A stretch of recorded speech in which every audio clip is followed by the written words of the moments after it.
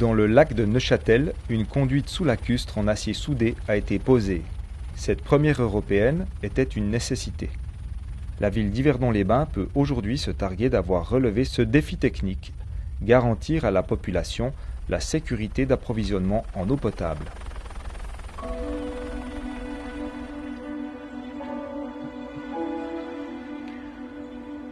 En regardant autour de soi, difficile d'imaginer l'ampleur des travaux qui ont été entrepris sur ce site il y a juste une année. Tout est en ordre et les dernières mesures compensatoires écologiques ont été effectuées. La remise en état du lieu, au plus proche de l'état initial, peut être considérée comme réussie. Pourtant, c'est ici que des travaux titanesques ont été exécutés, mais également au bord de la Thièle, au port de Grandson et sous le lac de Neuchâtel. Ces divers chantiers ont été nécessaires à la réalisation d'une conduite d'eau potable d'une longueur de 1,7 km entre Grandson et Yverdon-les-Bains.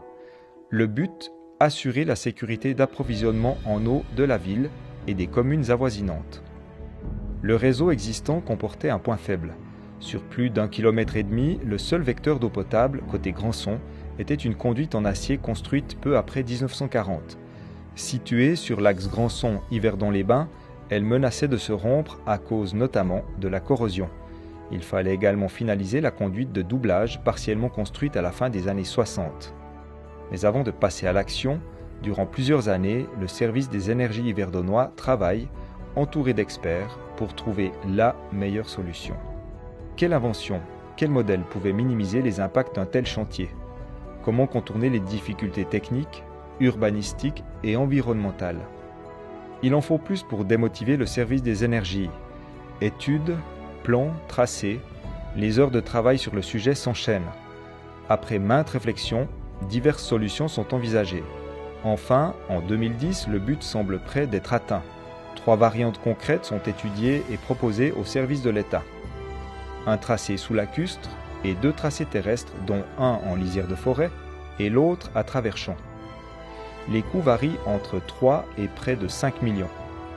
Le projet doit également s'intégrer dans la vision des plans directeurs de distribution d'eau qui prévoit que toutes les communes et associations harmonisent leur distribution. Il doit aussi tenir compte d'autres paramètres et pallier à des contraintes de différents ordres.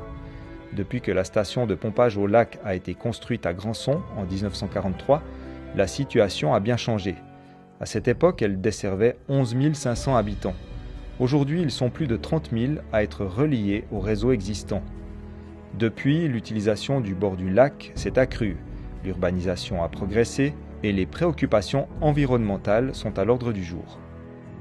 Fin 2010, le tracé sous lacustre obtient l'aval des autorités communales, puis à l'automne 2011, celui des instances cantonales.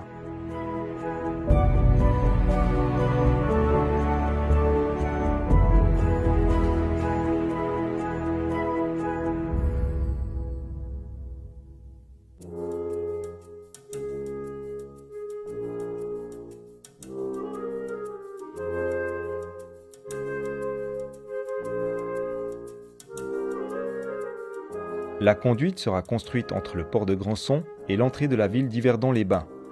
Installée le long du port, enfouie sous le fond du lac, elle rejoindra la tête du lac à l'embouchure du Bay. Elle poursuivra ensuite son chemin par la rive droite du Bay jusqu'au point de jonction avec le réseau existant à la rue des Prés du Lac. Les travaux débutent au bord de la Thièle en janvier 2012. Après avoir traversé la ville, des camions débarquent le long de la rivière. À bord, des tubes de 12 mètres. Ils sont déchargés, assemblés, soudés pour former des tronçons de 108 mètres. Puis ils sont contrôlés par des experts certifiés.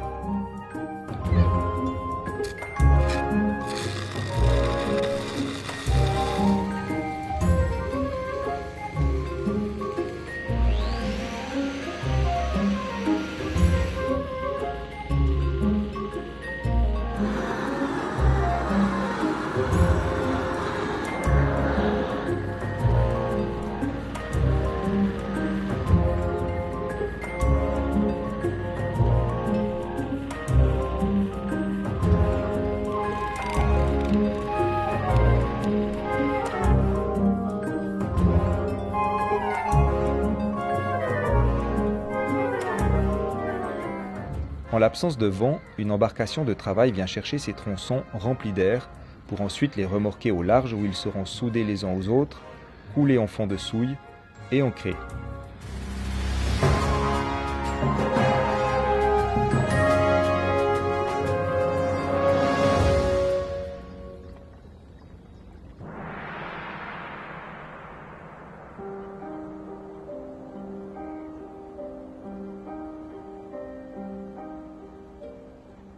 Les conditions atmosphériques sont particulièrement hostiles. Froid perçant, formation d'une épaisse couche de glace sous l'effet de la bise. Vision féerique pour les passants, mais conditions de travail extrêmement difficiles pour les ouvriers. Il fait près de -20 degrés. Le chantier doit être arrêté sur tous les sites, exclu de garantir un travail de qualité dans ces conditions de météo polaire. Pourtant, les délais doivent être respectés. Ces délais d'exécution des travaux sont en effet très courts et se résument à quelques mois. Le but, respecter l'hivernage et la migration des oiseaux d'eau. Cette partie du lac doit aussi être rendue à la navigation pour les beaux jours et les régates.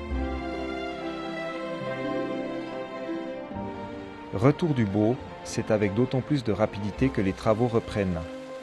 Les hommes forent la base du mur du quai pour recevoir la nouvelle conduite sous lacustre. Il faut œuvrer avec doigté, le mur ne doit en aucun cas être endommagé. Le travail est considérable, compliqué par la présence de molasses. La foreuse bute.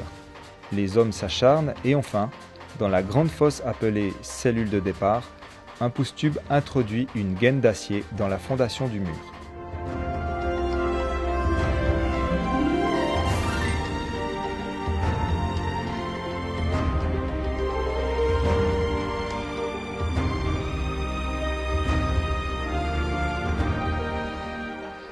À 6 mètres au fond de la cellule de départ, un système est installé permettant de treuiller la conduite dans la gaine en acier.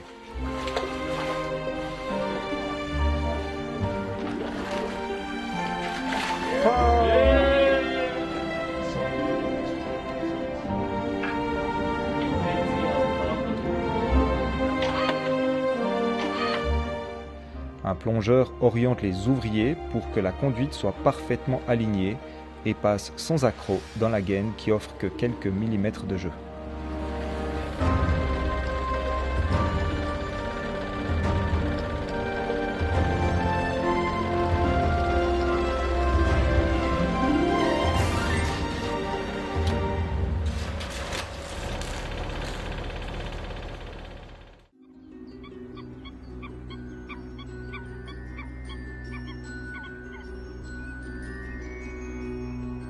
Le BAI est un périmètre d'intervention qui comprend différents éléments de grande valeur. Pour preuve, il est inscrit dans l'inventaire des monuments naturels et des sites du canton de Vaud. Parallèlement au chantier de Grandson, une entreprise de génie civil y entame des travaux terrestres. La conduite sera enterrée le long du canal. Une fouille est ouverte pour permettre le raccordement entre le lac et la terre. À l'embouchure, un tronçon est laissé fermé pour former un barrage.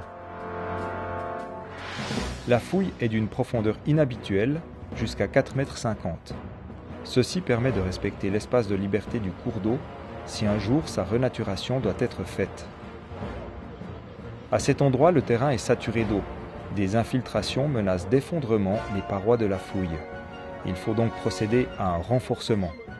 Une entreprise spécialisée est mandatée pour enfoncer par vibration dans le sol des pales planches en acier. Ces lames métalliques accrochées les unes aux autres garantiront la sécurité des différents intervenants.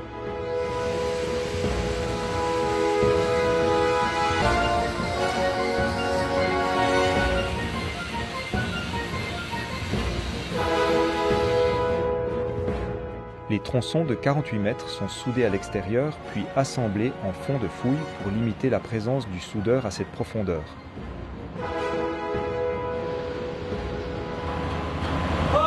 La précision des machinistes pour la pose et l'emboîtement des tronçons force le respect.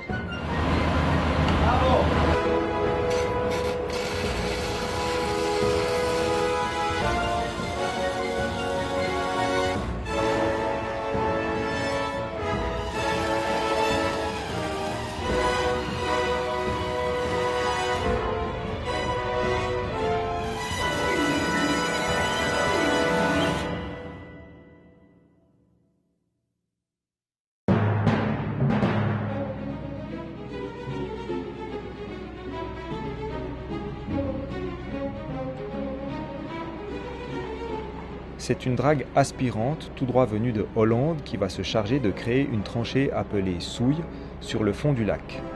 De grandes béquilles lui permettent de rester fixées à un endroit précis. Un long bras est plongé dans l'eau, au bout duquel une fraise tournante creuse la souille. Les deux opérateurs hollandais, aux commandes, à l'aide d'un GPS de géomètre, dirigent ce bras au centimètre près.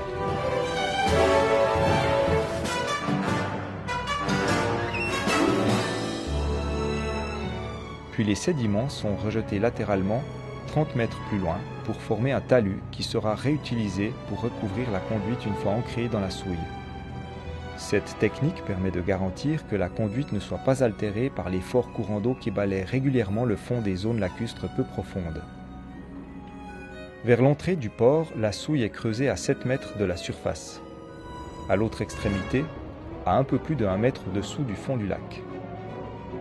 La qualité des matériaux d'excavation ne facilite pas le travail d'aspiration. Mais une fois encore, le défi est relevé. La souille est creusée.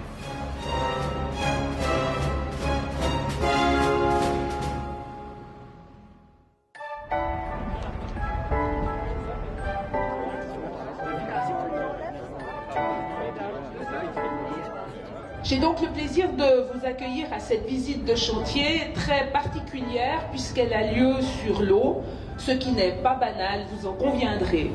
Mais il faut préciser que la pose d'une conduite d'adduction sous lacustre en acier soudé n'est pas banale non plus, comme les techniciens qui vont me succéder vont vous l'expliquer. Il est important de se rendre compte à quel point le fait de pouvoir être approvisionné en eau est un luxe incroyable quand on sait que des centaines de millions de personnes sur cette terre n'en disposent pas. Entre 1999 et 2005, nous avons connu une succession de fuites et de dégâts qui sont apparus sur cette conduite, notamment une fuite assez grave en 99 qui nous a fait perdre plusieurs milliers de mètres cubes d'eau en 2 heures. En 2005, sur une longueur d'environ 15 mètres, nous avons dû placer 10 pièces de réparation successivement. C'était quand même un signal d'alerte assez grave. Ces deux événements nous ont incité à reconstruire une partie de la conduite sur 150 mètres, c'était des travaux d'urgence. Parallèlement, on a immédiatement demandé à la municipalité de pouvoir engager l'étude pour doubler cette conduite, ce que nous faisons actuellement. Bonjour à tous. Je pense qu'on va pouvoir se déplacer gentiment vers Grandson.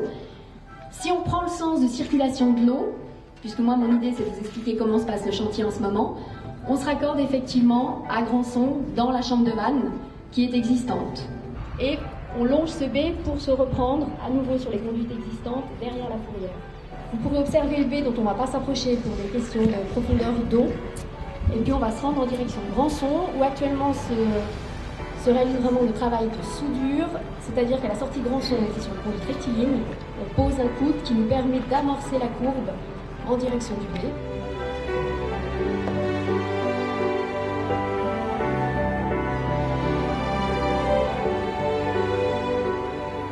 On va faire une protection cathodique active, c'est-à-dire qu'on met un couvreux d'un bout de la conduite de Grandson qui va jusqu'à l'autre bout de la conduite.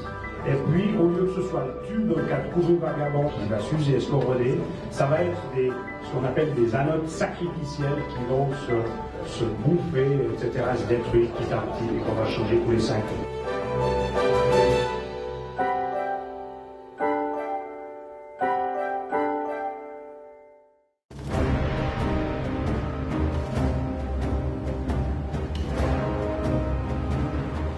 Embarcations de travail, barges et dragues aspirantes se partagent les flots. Les jours de bise, rien ne peut être fait. Le fond du lac étant près de la surface, de grosses vagues se forment excluant toute action.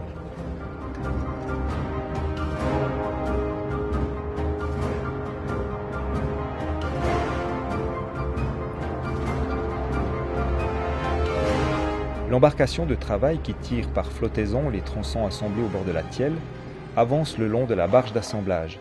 Elle se place en parallèle de celle-ci. 2 béquilles sont plongées dans les profondeurs pour éviter que la barge dérive ou chavire. À l'aide de vérins hydrauliques, l'avant du premier tronçon est parfaitement aligné à l'arrière du deuxième. puis ils sont emboîtés l'un dans l'autre.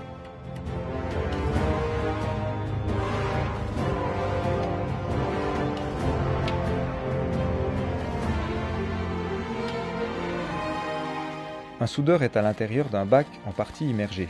Les tronçons sont donc soudés au sec et contrôlés par un spécialiste. Puis ils sont coulés en remplaçant l'air par de l'eau potable. Au final, 13 soudures sur le lac seront nécessaires à la formation complète de la conduite jusqu'à l'embouchure du baie.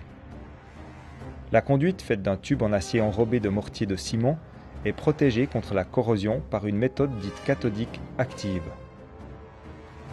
La pose en S d'une conduite d'adduction d'eau potable sous lacustre est loin d'être banale, surtout lorsque cette conduite est soudée bout à bout. Généralement, cette technique est réservée aux travaux en mer pour la pose de gazoducs ou d'oléoducs.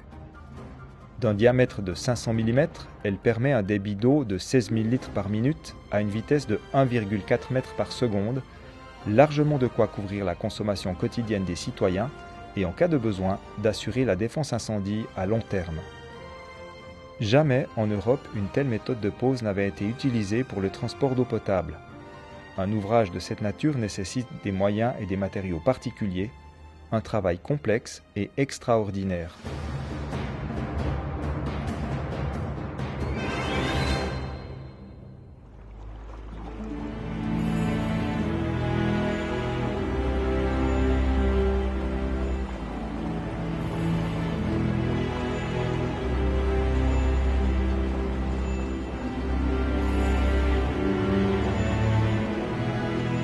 À bord d'une petite barge, une énorme visseuse hydraulique est montée sur une grue.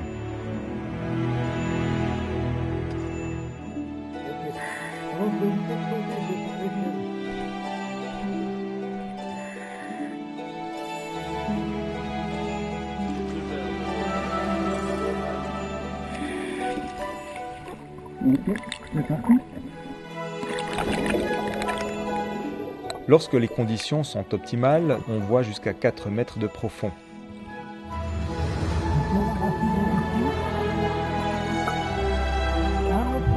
Muni d'un scaphandre à intercom, le plongeur est en contact constant avec la surface.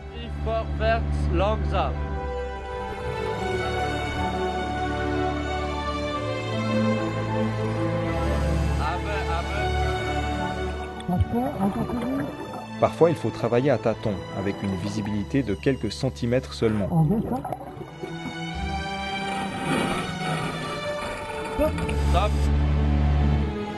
Il doit exécuter des actions sensibles et précises. L'expérience et le savoir-faire guident le professionnel aquatique. Il fait le bon geste au bon moment.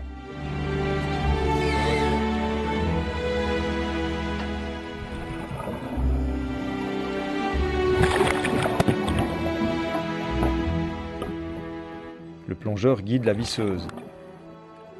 Grâce à un système de double oméga, il commande lui-même l'enfoncement des deux ancres.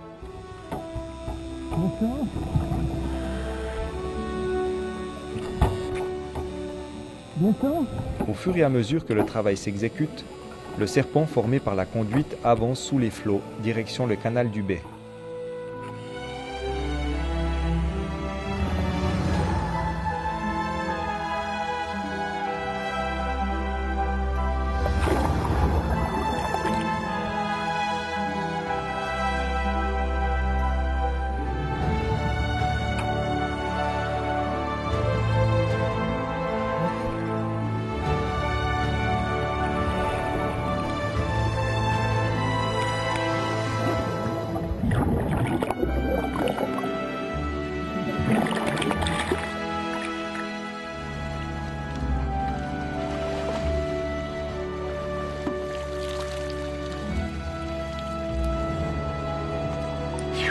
Voilà, super, ça avait été.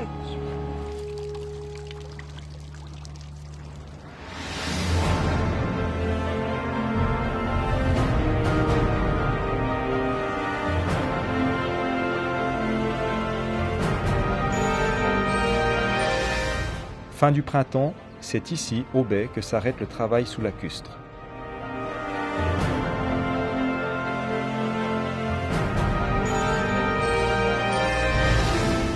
Ici aussi que les 300 derniers mètres de conduite ont été posés durant l'hiver jusqu'au point de raccordement sur le réseau d'Yverdon-les-Bains.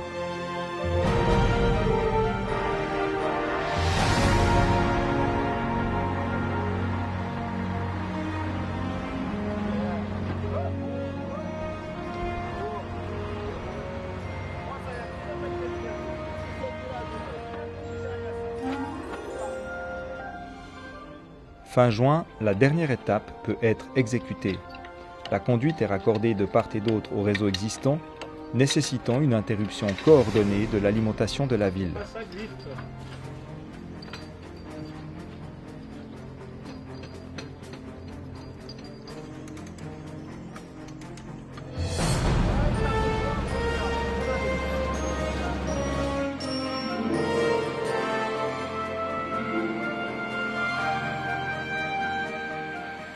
À l'été 2012, après 6 mois d'un travail sensible et acharné, un bilan peut être tiré. Interlocuteurs multiples aux intérêts divergents satisfaits, respect total des zones protégées et des oiseaux migrateurs, travaux effectués dans les délais à quelques jours près, budget respecté. En résumé, un chantier sur 4 sites éloignés, coordonné d'une main de maître.